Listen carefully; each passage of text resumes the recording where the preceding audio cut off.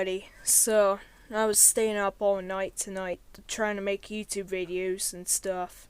I'm getting really tired, and I just made 2 videos of tower beacons and towers my areas with rare beacons. So, I just went ahead and make this one, but this is going to be about towers I know of with FH-306s.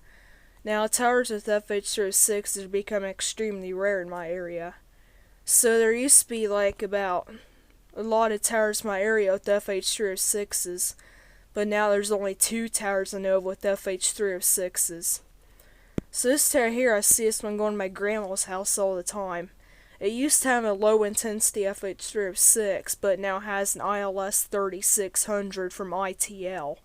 It's that weird looking LED that I like so much.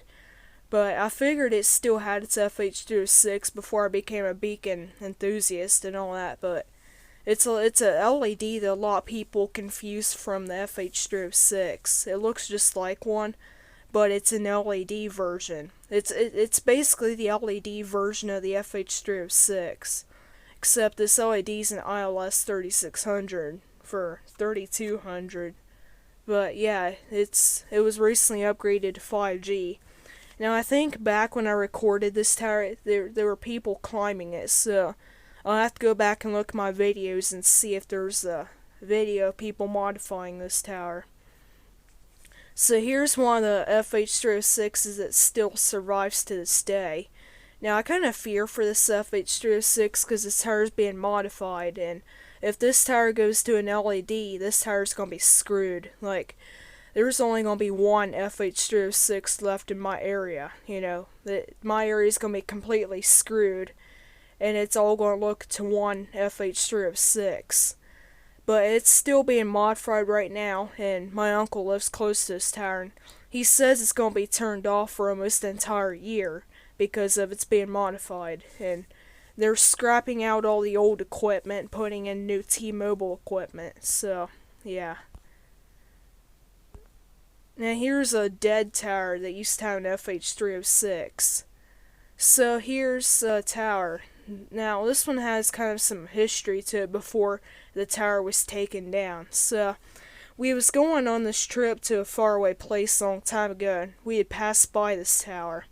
So the FH-306 was actually having a malfunction. Like, the beacon was in night mode, but it did a day mode flash. Like, it was red, but did day mode flash, And then next day we went to the place again and the tower was gone. So the beacon had like a malfunction on its last few days of its life. It wasn't good. So here's one of the towers I know of that still has an FH-306. The second tower in my area of the last survivors to have an FH-306. So I really want to record this tower one day, because I would like to capture its flash on camera. It's got kind of a different strobe flash.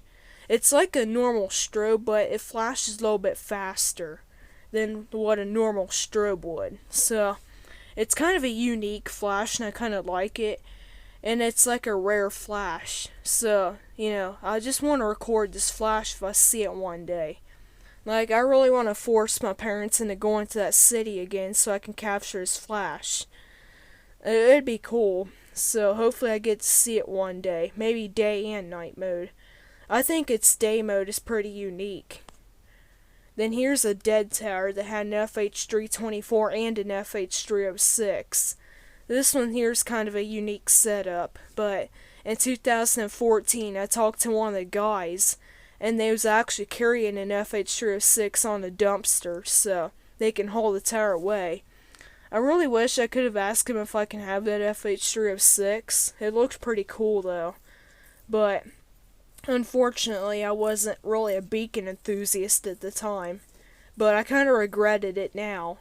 And where the buildings stand to it is actually a shed now, and for a swimming pool and all that kind of stuff. But yeah, there's all the towers in my area that had FH-306s, and that's pretty much it. So, yeah.